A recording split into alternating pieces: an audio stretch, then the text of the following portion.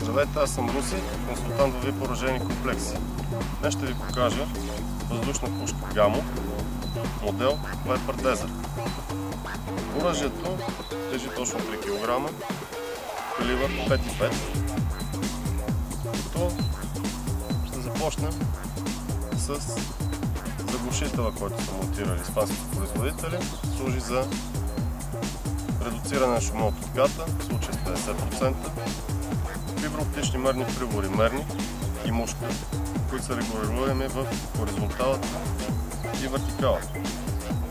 Приклада е изработен от полимер в постинен жълт цвят. Върху него са монтирани накатките, както върху ложата, така и на пистолетната ръкопатка. Целта им е удобно и сигурно прикладване.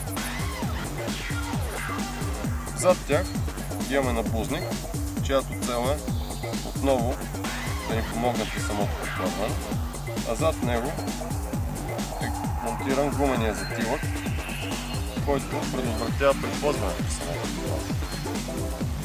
Отдолу в спусъковата скоба е монтиран предпазителят, който е задължителен за всяко едно оръжие, било то въздушно или бойно, който в задно положение, както е в момента, е активиран и не може да произведе изстрел. В предно положение е дезактивиран, тогава следва произвеждането на изстрел. Сега предстои да разберем с каква начална скорост ще напусне проектила цевта. За целта ще отидем до фонографа, който е уред за измерване точно на началните скорости. Намираме се пред фонографа и предстои да разберем началната скорост на Gamo Viper Desert. Чупим цевта, изключително лесно, слагаме чашката и първи изстрел. –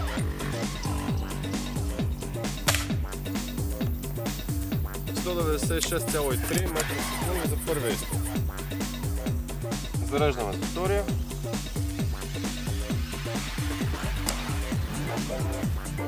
Изстрел 194,2 метра в секунда за втория изстрел. Предстои третия. Изстрел 197,2 метра в секунда за третия изстрел. Това беше Gamo Viper Desert. Аз бях Руси, за VIP оръжейни комплекси. До следващия път.